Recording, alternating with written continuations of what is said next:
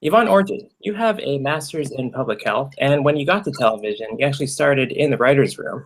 So are you set on acting now, and do you see yourself moving on to movies? Yes. I mean, I still want to utilize public health in some way, shape, or form. I mean, public health for me is service, and I actually see myself as an actor in servitude to whatever character or to whatever role. But I had goals of, and still have goals of being like a goodwill ambassador in some way, shape, or form. So those are definitely desires that one day I'll merge my interest in entertainment with my love and desire for public health and community service. So yes, they're not dreams deferred. But in terms of where I see myself as far as TV and movies, I definitely I've been telling my reps like, oh, I want to get my hands on a very juicy independent film, something that has a lot of weight and girth and is fun and you can really dig deep and explore the characters in a new world. So yeah, I mean, using comedy and utilizing that to go into TV, and then obviously utilizing TV to go into film, like that's kind of the trajectory for me. So outside of an episode of Love That Girl, this is your debut on wide release film or television, and you now have a page on Wikipedia, so congratulations. I made it. Yes. Yeah. So what surprised you most about this line of work, doing Insecure? In 2011, when I got to LA, it was for like a writer's room internship on Love That Girl, which Martin Lawrence produced. And I didn't even know what a writer's room was. For most of my upbringing, I was going in the medical field route. I was pretty much stalling to not go to med school, which is why I got my master's, which is why I worked in Liberia post-conflict. And when I got the call that, I got an internship in a writer's room, my first thought was like, that's great. My second thought was, what's a writer's room? I'd never experienced that. But then I found like, oh my God, that's where the power is. That's where the worlds are created. Like without a script, there's nothing for an actor to do. There's nothing for a director to direct. And so that kind of opened up my eyes to like the more possibilities that could exist in this field. And that's kind of which led to me writing my own pilot called First Gen. But I think what surprised me was just how many different players are involved. Like if you're not in the world, you don't know what it takes. You don't know all the different moving pieces, and you also don't know the process. So just being able to like watch Issa and all the people that she surrounds herself with that help make Insecure, it's just kind of like an eye-opening experience to see, oh my gosh, there's so many moving parts. There's so many decision makers. There's so many, this kitchen is so big because there's so many cooks, but they're all impassioned and emboldened to try and make the best product. So it's been a fun ride. You mentioned First Gen. What's the status of that project these days? Well, we've been developing it kind of like behind the scenes. I've been rewriting and writing the pilot, and now we're at a place where we can actually take it to network. So we're going to start pitching this summer. So looking very much forward to that. So as a writer, like you have that skill set, like do you ever want to work on Insecure, or have you talked to Issa or anybody else about working on the show in that capacity? They have, the thought has crossed my mind, but the writers have such a bond and camaraderie, and it's so pure that it's just like, I don't know, I think I want to leave Molly untainted. It's just, I'll let them concoct all the beautiful crazy that is her, and then just be surprised. I have thought about being in the writer's room, but not to an extent where I'm like, I want to pursue this and I want to write for Insecure, because they just get it and they just do it so well that I'm just like, let them just do when something is good, just let it keep being good. So yeah, I think I'll just let them continue making these characters ones that we love and sometimes love to hate. Now, when I heard about the show last year, it kind of seemed like it'd be the Issa Rae show. She's writing it, she's producing it, she co-created it. But then when I actually watched it, I found that it's very much a show about both Issa and Molly, kind of much more equally than I expected. So did you consider submitting yourself as a lead for the Emmys coming up? Yeah, I think I think we submitted me for supporting. Because it's Issa's vehicle. It's seen through her lens and it's seen through her world. It is a two-hander in that it does follow Issa and Molly. But I always say that I see myself in service to Issa and to Issa's character, because it's we anchor it, but it's her vision, it's her baby. And I think the beauty of the show is that we get to see two lives. We see multiple lives, because really, like, Lawrence has his trajectory, and Issa in the first season, Issa and Daniel have their kind of thing. You see different parts of everybody's world. But I don't know, for me, I think what's beautiful about the show is you see two halves of one whole. It's like we're sometimes equal parts Issa and equal parts Molly, in that we're killing it and crushing it in some aspects of our lives, and then we're like totally not in other aspects of our lives. And I think that's where the push and pull, and we make each other better. But no, we submitted me for Best Supporting in a Comedy. And if nominated, would you say that you have a showcase episode that you'd want to submit, or? I believe we submitted episode, it was either 4 or 6. 4 was the Rashida episode, which a lot of people, especially a lot of women of color in professional settings, really could relate to, in terms of what that looks like when you enter an environment and you've kind of already established yourself, and you've given your coworkers kind of a mold of like, okay, well, this is what we can expect from this individual. And then somebody else comes in and you're like, oh, okay, I see this train going awry. let me come in and assist. And then you get pushed back. And then I think that episode had a lot of emotions for Molly in terms of the funny piece of, okay, well then do you. If you feel like you know what's best, cool. But then it's like she's asked to talk to the only other African-American colleague at work. And it's like, I don't want to be this person, but I also don't want to see somebody get fired, but I try, so I think she just has a whole emotional arc. And then episode 6 is the episode where everything kind of goes awry with Jared's character, who is played by Langston Kerman. And, I think that was beautiful in that we finally see Molly maybe get it and get happiness. And then the minute she gets a taste of it, it's like ruined. So that has some really good comedy beats as well. So those were, I believe, episode 6 is the one we submitted me for. Cool. Now, the show I find gets fairly dark toward the end, but it does end with Molly and Issa in a good place. So how important was that for you, and did you wonder if it might not happen? It definitely became, I guess Insecure is like a dramedy, but it definitely became drama as like episode 7 and 8, because there's that, like, there's the fight between Issa and Lawrence, and then there's a fight between Molly and Issa, and it's just like, whew, this is heavy. Episode 7 was definitely one of those episodes that's just like, is anybody gonna make it on this show? But obviously it's a two-hander. So I didn't think Molly was going anywhere. I was like, because I didn't hope so. The writers hadn't told me that, BT Dubs, this is a one and done season for Molly. But no, I definitely think that speaks to the strength of the show, in that it is a show about relationships, and at the core, the mainstay relationship are these two best girlfriends. In the sense that men can come and go, but your friendships, like your girlfriends, like who have your back, who've seen you at your worst, it's like they're the ones that are your anchors. And I love that, because a lot of times in TV, what's portrayed is the opposite.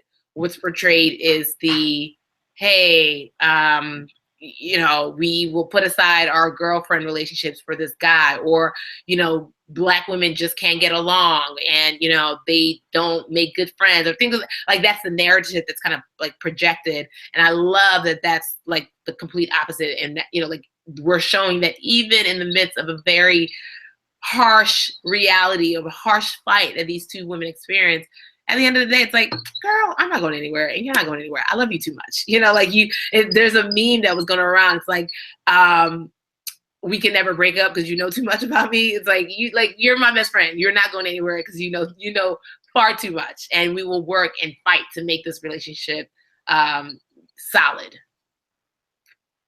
So with that said, like the show is still a comedy. So what would you say is the funniest thing that didn't make it into the show? Oh, the funniest thing. Oh my goodness. The funniest thing that did not make it into the show. I gotta think about the bloopers now. I'm like, what did we shoot that didn't make it? You stumped me. With Issa, I don't recall. A lot of things made it. I don't know. I don't know what was on the chopping room floor. And I have to be like, Issa, what happened in editing? Like I gotta remember what it was so long ago. That's true. Where are you guys with the second season right now? Oh, right now we are filming episodes 6 and 7. We're doing that together. So we're more than halfway through. We're done at the end of June. So it's crazy. Yeah, the new season, like they kind of fast tracked you guys. HBO is kind of infamous for, their show's extended hiatus. I mean, like you guys aired with Westworld and they're not coming back until 2018, just all that kind of stuff.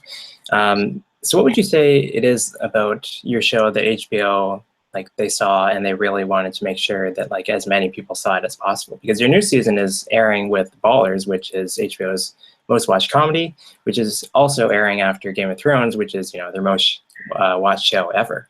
Yeah. So it seems like they have a lot of faith. And, why do you think that is? It is an amazing blessing. When we found out that was going to be our lineup, I think all our jaws dropped. Like, I mean, for Issa, obviously for Issa, it was probably like panic because that meant like the writers room had to speed up. And I mean, this is a completely different experience than the first season because first season we were able to take our time. The writers wrote, and then we shot, and then they edited, and then we had a little downtime, and then we premiered. Now it's like everything's happening in tandem, and I tell her, I'm like, girl, I'm just saying prayers for you every day because I can't imagine, heavy is the head that wears the crown. I can't imagine all of what she's going through. So I know that was a big factor when HBO did come to us and say, hey, this is what we're thinking. She was just like, how is this possible? Can we do this? We'd be shooting and editing and premiering at the same time. But I think we all, me, Jay, and we were like, that's amazing though. Like it would be phenomenal, because in October, a lot of people had to like resubscribe to HBO to get our show if they didn't already. And now it's like the second to last season of Game of Thrones, everyone's subscribing to HBO. And so it's like by default, you're like, there are more eyes on us. And I think it just speaks to the fact that HBO recognizes that Issa has a very strategic voice, and she has a very, she knows what she wants to say. She knows how she wants to say it. And I think the first season really showed that, like, yes, she has this cult following that she built with Aqua Black Girl, but then the new people who started watching it were equally like surprised and took to the material, like even the people who'd never watched Aqua Black Girl. So there was definitely something there. So it just kind of makes sense to say, hey, listen, I think I don't know if the metrics of it all, but I know we were our numbers were really large online. So they were like, well, if our numbers are really large online, if they can give us the opportunity to be like large in real time, that would be great as well. So I think that kind of factored it in as well. And it's great because we came out with the fall and it was all the fall buzz, and now we're coming out in the summer. So our fans definitely, they're impatient, I would say, because they're just like, oh, we can't wait for season 2. And I'm like, guys, it's coming out like 3 months earlier than it would have. Like, give us a beat. Like, like it takes some time. It takes time to write. It takes time to shoot. But they're just like, it ended in November. When is it coming back? And it's like, guys, this thing is, there's a season for it. So it's really great that people are anticipating it and looking forward to it. But yeah, no, we're grateful to HBO for showing that kind of faith in us, and believing that we could stand next to the juggernauts that are Ballers and Game of Thrones. It's crazy. And what are your favorite shows? Oh my goodness, on HBO or just in general? Just in general, what do you watch? There's so much TV right now. It's almost like on my days off, I'm just like, Yvonne, please do not stay home all day and just watch TV. But that's kind of all I want to do. Handmaid's Tale, Underground. I'm hoping that Underground finds a home somewhere, because what's Queen Sugar, Atlanta, What's the, oh God, there's so many to name. Da da da da da. Oh, This Is Us. This Is Us. Oh my gosh, like where are my Kleenexes? Like seriously, Carmichael Show. There's so much good TV. I know I'm missing something. Better Things. Oh, Better Things is so funny. Stranger Things. There's so much TV. I can just literally. Blackish. Fresh Off the Boat. I love just Veep. Goodness gracious, there's just so much name. There's Veep, there's Silicon Valley, and then there's like all these comedy specials that are coming out. I'm exhausted just with just how much good TV, but it's such a good problem to have because now it's like, because I know sometimes for me, when I go to watch a movie, it's like, God, there's not a lot of options. But then it's like, it's literally, I have 2 hours and I want to watch something that's open and closed. And I find myself like, you know what? No, I'll just start watching the first 4 episodes of Masters of None, Dear White People, all of these. Like, I'll just start watching two episodes of that because that'll give me my chunk of time. But I know I have to go back to that as opposed to like, oh my gosh, where's the good movie that's open and closed I can just watch in 2 hours and be happy? There hasn't been that many that I'm like rushing to see right now, like that's on TV, like on demand, versus TV shows that you're just like, yeah, it's 10 episodes, but I know it's going to give me an amazing like arc and I'm going to fall in love with these characters. So yeah, I'll invest my time in this TV show as opposed to like this movie. So it's just a really good time for TV right now. Yeah, that was quite the list. I mean, I think you're a lot more current than a lot of like journalists and critics are actually. I'm tell you, I'm trying not to be a couch bum, but Yeah, so I wanted to ask about how, like, there are obviously a lot of religious people in Hollywood, but it largely only comes up when people are giving thanks for winning awards. Like, as you've been fairly outspoken about it, like, how do you feel about the portrayal of religion on television these days? Like you mentioned Blackish, they had their God episode this season, or like right now, The Leftovers is airing. I don't know. Yeah, for me, it's funny. I had a post on Instagram where they were talking about like Hollywood is fighting God again with like the new shows that are coming out, and I have to remember what wasn't Hand of God. It was a couple new ones that got picked up to series, and I have to find that list. But there's Gospel of Kevin, I think is one. Yeah, the Gospel of Kevin, yeah. The book, the good book that's changed to something else. But for me, faith, Christianity, there's no separating it. Like for me in my walk, like I don't take my Christianity off and then like put on my acting, and it's like, hello, I'm just, but I'm just at me. If you meet me, it's like, I say, 3 things about me.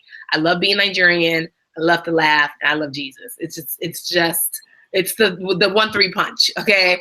And for me, even as an actress, that was very important going in. And I think before anything happened, I had to kind of establish in myself, like, okay, well, what does this career look like for you? Like, what are your non-negotiables? What are the things that, are important to you going out? And, what do you want to say through your art? Like, what does that look like for you? And kind of having to marry Christianity and entertainment. Because honestly, for me, like, if it wasn't for God, I wouldn't be here in terms of like an actor. Like, it was 2006 when I heard Holy Spirit say do comedy. And I was like, what?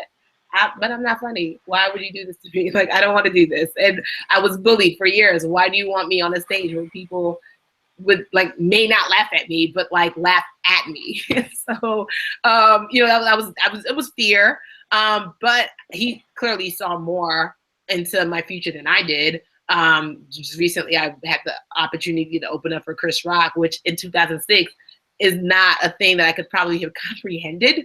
And so I think my journey to this point has literally just been a series of obedience and yes, like to the voice that I hear, and just like, okay, all right. And even with the role of Molly, some people are like, well, how can you be a Christian and play this role? It's like, what? It's like, explain. And I like, for me, like cursing on, even though I don't curse in my real life or on stage, cursing in like a film or a TV show was not necessarily a deal breaker for me, because it's also kind of like, well, this is the character and this is what they do. And then, you know, with the love scenes that Molly has, I'm able to use my words and communicate with, you know, the production company and the directors and everyone, just to get on the same page and say, hey, listen, I have a brand that I want to protect. I understand this character has, you know, different things that she wants to convey. How do we marry the two whereby I can still protect my brand and I can still live in the truth of this character? And everyone's just been so understanding of it, because they get that it's like, it's not just a thing, like you said, it's not just like a, I just want to thank God for this award. It's like, oh no, Yvonne lives this life.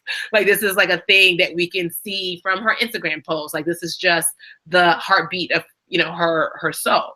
So, you know, I think once you kind of have that symbiotic relationship with what you say you do and what you actually do, then people respect it. But I think that religion and faith and Hollywood, it's, people are always searching. People are always curious. People are always wondering about more and what's out there. I think that Hollywood is one of those vehicles whereby you can spread so many messages, and we can spread a message and have it extend so far and so wide. And for me, I just would hope with anything, especially dealing with any faith, that whoever is spreading it, like, can balance and like have an actual like balance in the narrative, right? Because if you don't understand something, it's almost the same thing with, like, if you have people writing for characters of color that don't understand that community, then it comes off one note, and it comes off in a way that could be stereotypical or, you know, or hurtful or harmful.